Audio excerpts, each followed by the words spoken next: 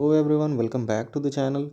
और जी के G S series में एक बहुत ही इंटरेस्टिंग मैं वीडियो लेके आया हूँ, जिसमें आज हम बात करेंगे अपने ट्राई कलर, हमारे प्यारे तिरंगे की। तो चूँकि ये हमारा एक प्राइड है, इसके बारे में हमें थोड़ी बहुत नॉलेज तो होनी ही चाहिए, बेसिक। और एज एन इंडियन, ये मान के चलो कि अगर एक व्यक्ति को अपने फ्लैग के बारे में नहीं पता है तो कहीं ना कहीं ये तो सोचने वाली बात है भाई। तो आप सभी के लिए मैं शॉर्टकट में बिल्कुल लाया हूँ अपने इंडियन नेशनल फ्लैग के बारे में काफ़ी बेहतरीन जानकारी। बने रहिए वीडियो में। तो फ्लैग के बारे में नॉलेज स्टार्ट करने से पहले एक चीज़ के बारे में बात कर लेते हैं। चूँकि हम सभी को पता है कि सबसे पहले ये जो यहाँ पर ब्रिटेन पड़ता है, इसने इंडिया के ऊपर कब्जा कर रखा था, हम सभी को ही पता है। तो क्या था कि इंडिया के ऊपर जब इनका कब्जा था ना, तो बीच बीच में कुछ लोगों ने नेशनल फ्लैग्स अलग अलग टाइप के प्रपोज किए थे। मतलब कि अलग अलग लोगों ने अपना अलग अलग आइडिया दिया था नेशनलिज्म को आगे बढ़ाने के लिए। मतलब राष्ट्रभक्ति जो लोगों को इकट्ठा एक में बांधने का काम करेगी ना। तो समझ समझ लीजिए कि एक्चुअली में मान लो अगर किसी व्यक्ति को देश जैसा कॉन्सेप्ट इसके पहले तो था नहीं कि नहीं भारत एक एक इकट्ठा देश बन जाएगा। पहले के टाइम पे क्या होता था, अलग अलग टाइप के लोग, जैसे किसानों को अपनी अलग प्रॉब्लम होती थी तो वो अलग ही डिमांड करते थे अंग्रेज़ों से। जो बिजनेस क्लास है, बिजनेस करने वाले लोग हैं, उनकी अलग प्रॉब्लम होती थी तो अलग डिमांड करते थे। लेकिन ये सब जो चल रहा था ना, ये चल रहा था 1850 1860 के आसपास। धीरे धीरे क्या हुआ कि लोगों के अंदर एक जागरूकता आई। एक लोग उस समय क्या हुए कि जागरूक होना शुरू हुए और उनको लगा कि नहीं, पहले जो अखंड भारत हुआ करता था, एक बड़ा देश जो एक छत्र राज हो, जिसके अंदर जिसमें कोई भेदभाव ना हो। और भारत की एक अलग पहचान रही है पूरे इतिहास में। आज से कह लो कि भारत का इतिहास कुछ नहीं तो ऑलमोस्ट 1500 बीसी में ऋग्वेदिक काल मिलता है। 3500 साल से पुराना उधर हड़प्पन सिविलाइजेशन में भी इंडिया का काफ़ी ज़्यादा मेंशन है। तो बाद में जब अंग्रेज यहाँ पे आए और उनसे जब हम लोग प्रताड़ित हम लोगों को किया ना उन्होंने, तो एक चीज़ हमको पता चली कि देश को अगर एकजुट करना है तो उसमें एक बहुत बड़ा रोल निभाता है क्या, एक फ्लैग, एक झंडा। तो वही उसी का इवोल्यूशन हुआ धीरे धीरे और अलग अलग टाइप के फ्लैग्स प्रपोज किए गए। तो ये रहा हमारा प्यारा भारत। देखते हैं कि इवोल्यूशन कैसे हुआ है फ्लैग का, फिर बात करेंगे अपने आज के नेशनल फ्लैग के बारे में। तो यहाँ पर कुछ एग्जाम्पल्स हैं, एग्जाम्पल नहीं है एक्चुअली, ये प्रीवियस हिस्ट्री है हमारे फ्लैग की। टाइम टू टाइम लोगों को जैसे लगा, जैसे अपने आप को प्रदर्शित करने की ज़रूरत पड़ी, उस हिसाब से लोगों ने फ़्लैग प्रपोज किए। तो ये फ्लैग जो है 1857, ब्रिटिश इंडिया में पहली फर्स्ट वॉर ऑफ इंडिपेंडेंस उस समय हो गई थी। मंगल पांडे साहब ने क्या किया था, वो राइफ़ल चलाने से मना कर दिया था। तो उस समय का ये फ्लैग था, इस पे देख सकते हो इंग्लैंड का झंडा लगा हुआ है। बाद में ये फ्लैग जो है 1906, यानी कि ये बिल्कुल बंगाल विभाजन के जस्ट बाद बना हुआ है फ्लैग। बंगाल का विभाजन ब्रिटिशर्स ने 1905 में कर दिया था। बाकी उसके बाद थोड़ा सा और आगे जाएं तो थोड़ा सा इसमें चेंज आया है, बस कलर का। सैफरन कलर यहाँ एंटर करा दिया गया है रेड को हटा करके। नेक्स्ट और आगे जाएं तो यहाँ पर क्या है, 1917 की बात है। इस समय भी ये ब्रिटिश फ्लैग यहाँ पे आ गया है। रीज़न ये है कि इस समय से इस समय के बीच में ना, थोड़ा सा हमारे यहाँ की जो आज़ादी की लड़ाई थी वो थोड़ा सा ठंडी पड़ गई थी। तो बाद में फिर से शुरू होगी, तो यहाँ पर बीच में ये ब्रिटिशर्स थोड़ा सा इनका उसेड़ दिया गया और मॉडरेट एरा चल भी रहा था। बाकी इसके बाद बात करें तो एक प्रपोज फ्लैग ये है चरखा। चरखा दिखाया गया है, इसका मतलब समझ लीजिए ये 1921 है। ये वो टाइम पीरियड है जब गांधी जी एंटर कर चुके हैं, क्योंकि भाई साहब चरखा तो उन्हीं की पहचान है। तो गांधी जी इंडिया के अंदर जब आए थे तो गांधी जी 1915 में आ चुके थे, ठीक है।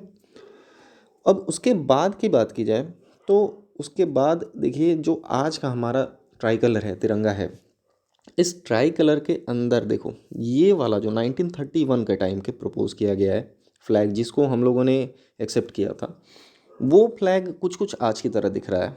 बस थोड़ा सा एक ही उसमें चेंज है कि ये बीच में जो है ना, वो चरखा है जो कि आज हमारे पास जो है अशोक स्तंभ के बीच का वो जो चक्र होता है वो लगा दिया गया है।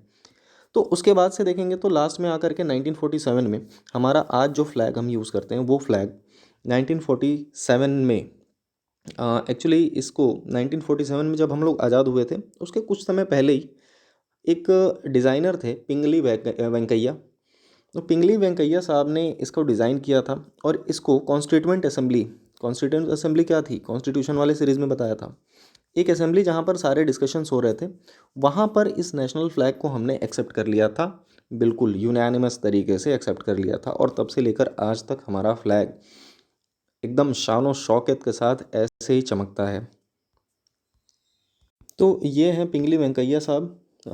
बहुत अच्छी फ़ोटो नहीं मिल पाएगी क्योंकि साहब तो जो है कि 1947 में ही इन्होंने डिज़ाइन किया हुआ है, तो सोच सकते हो कि आज से 75 साल पहले की ये फ़ोटो है लगभग।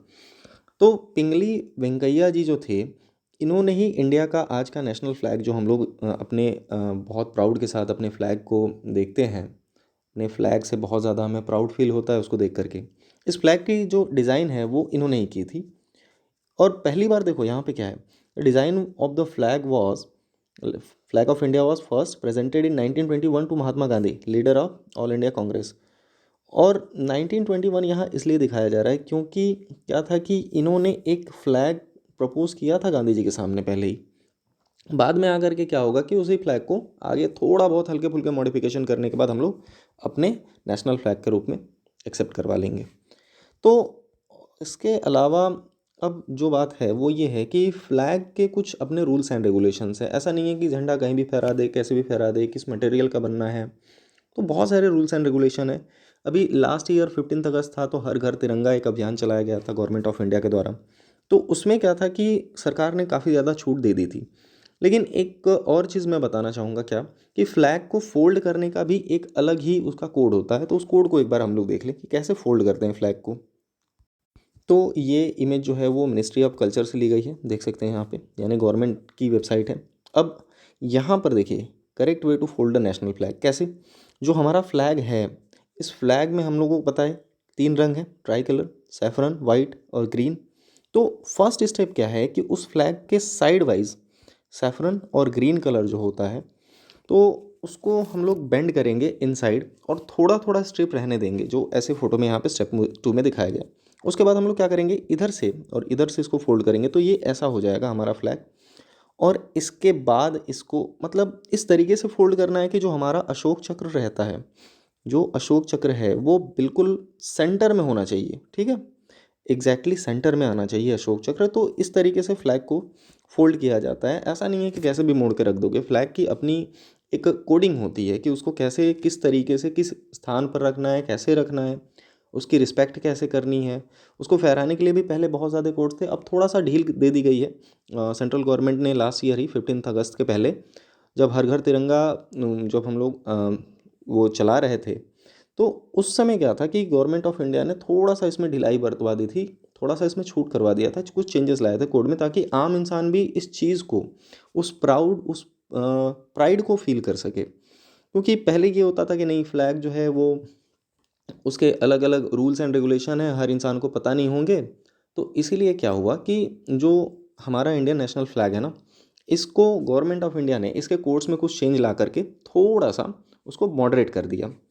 और कुछ एक बात करें, अब इसी चीज़ की बात करें विथ प्रूफ, तो ये अभी हम लोग वेबसाइट पे हैं, कहाँ पे, अभी हम लोग जिस वेबसाइट पे हैं, ये वेबसाइट है noindia.india.gov.in/my इंडिया करके है। तो ये एक गवर्नमेंट वेबसाइट है, और इस वेबसाइट पे हमें फ़्लैग के बारे में काफ़ी ज़्यादा डिटेल्स मिलती हैं। यहाँ पर देखा गया है क्या लिखा हुआ है, history of Indian national flag. पहली चीज़, कोई भी फ्लैग जो होता है एक देश के लिए, एक फ्री कंट्री के लिए एक बहुत बड़ा सिंबल होता है। हमारा नेशनल फ्लैग जो है वो अपने प्रेजेंट फॉर्म में कब अडॉप्ट किया गया था, तो कॉन्स्टिट्यूएंट असेंबली की मीटिंग हुई थी 22 जुलाई 1947, यानी 15 अगस्त से पहले ही हो रहा है, देख लो। 15 7 22 ना, एक हफ्ते कम, यानी ऑलमोस्ट ऑलमोस्ट कह सकते हैं कि 22 23 डेज पहले एक्सेप्ट कर लिया था हम लोगों ने इसको कॉन्स्टिट्यूएंट असेंबली में। इसके अलावा बाकी जो चीज़ें इसके बारे में हमको पता होनी चाहिए वो क्या है, कि एक तो फ्लैग जो है, इसमें हम सभी को ही पता है क्या, कि हमारा जो फ्लैग है वो हॉरिजॉन्टल ट्राई कलर है, जिसमें डीप सैफरन कलर सबसे ऊपर रहता है, केसरिया। तो केसरिया तेरा रंग पिया वो मूवी वाला नहीं, केसरिया हमारा फ्लैग, राइट। तो केसरिया टॉप पे रहता है, वाइट इन द मिडिल और dark green in the bottom. सबसे नीचे में डार्क ग्रीन रहता है, बीच में वाइट रहता है, केसरिया सबसे ऊपर रहता है। बात करें रेशियो की, तो रेशियो जो फ्लैग का है वो रेशियो बहुत ज़्यादा ध्यान देने वाला है। ऐसा नहीं कि कैसे भी बना दो, देखो रेशियो जो है वो क्या है कि 2:3। तो सिंपली क्या है ना कि इस टाइप का हमारा देखो ऐसे फ्लैग है, तो ये जो इसकी कह सकते हो कि ऊपर से नीचे का जो वर्टिकल जो हाइट ले रहे हैं ना, ये हाइट जो होगी अगर 2 फीट हो रही है, तो ये वाली जो इसकी विड्थ होगी हॉरिजॉन्टल वो 3 फीट की हो जाएगी। ये रेशियो हमेशा मेंटेन होना चाहिए, ऐसा नहीं कि हम लोग एकदम स्क्वायर शेप में बना दे, वो गलत हो जाएगा। तो ये कुछ चीज़ें ध्यान में रखनी चाहिए। बाकी बात करें बीच में अशोक की, तो अशोक के साइज़ के बारे में कुछ फिक्स बताया नहीं गया, पर ये मान के चलते हैं कि जो सेंटर का वाइट वाला है पोर्शन, तो इसमें अशोक चक्र जो है वो बिल्कुल फिक्स होना चाहिए। और ये बीच में जो स्पोक्स हैं, इन स्पोक्स की जो टोटल नंबर है वो कितने होने चाहिए, 24। और वो अशोक जो चक्र है वो लिया कहाँ से गया है, तो सारनाथ में अशोक स्तंभ है, पता ही है, the great Ashoka. 3rd century BC में Ashoka was the first ruler जिसने पूरे इंडिया को एक कह सकते हो कि अखंड भारत का रूप दिया था। यानी पहला ऐसा रूलर था जिसने पूरे इंडिया को जीत करके एक भारत का रूप दिया था। एक पूरा इंडिया जो आज हमारा दिखता है इससे थोड़ा और ज़्यादा ही था। बाकी कलर्स के बारे में हमने देख ही लिया। अलग अलग कलर अलग अलग चीज़ों को दर्शाते हैं। सैफरन जो है वो क्या, स्ट्रेंथ यानी ताकत, करेज, करेज का मतलब पता ही है। और जो सैफरन कलर है स्ट्रेंथ एंड करेज दर्शाता है। बाकी वाइट कलर जो है वो क्या, पीस और ट्रुथ को दिखाता है, शांति और ट्रुथ, सत्य। बाकी धर्म चक्र यानी धर्म के साथ धर्म पे चलना भी है हमको। धर्म चक्र वही अशोक वाला धर्म चक्र है। इसके अलावा लास्ट जो है ग्रीन कलर, इसमें क्या है, fertility, growth and auspiciousness of the land. इसका मतलब वो विकास को दर्शाता है, ठीक है, ग्रोथ। बाकी चक्र के बारे में हमने बात कर ही लिया था बीच में। व्हील ऑफ द लॉ उसको बोला जाता है, यानी इसको धर्म चक्र बोला जाता है। धर्म चक्र, इसका जो मेंशन मिलता है धर्म चक्र प्रवर्तन, जो बुद्धिज़्म है, बुद्धिज़्म के टेक्स्ट में इसको मिलता है। और सारनाथ में है भी। सारनाथ में ही गौतम बुद्ध ने पहली बार क्या किया था, अपना उपदेश दिया था। तो वहाँ से धर्म चक्र का ये कॉन्सेप्ट लिया गया है। यहाँ लिखा हुआ है Sarnath lion capital made by 3rd century BC Mauryan emperor Ashoka, the great Ashoka. बाकी फ्लैग कोड की बात की जाए तो ये वही रूल्स एंड रेगुलेशंस हैं जिनके बारे में मैं अभी बता रहा था कि फ्लैग को फहराने के लिए उसको कैसे फोल्ड करना है, ये सारी चीज़ों के लिए बहुत सारे रूल्स एंड रेगुलेशंस हैं। कोशिश करूँगा उस पर भी एक कभी वीडियो लेके आ जाऊँ। अभी तक के लिए सिर्फ इतना ही। Till then keep watching, keep learning. और सभी को एडवांस में अ, बहुत ही ज़्यादा proudful Republic Day, happy Republic Day. Thank you. जय हिंद।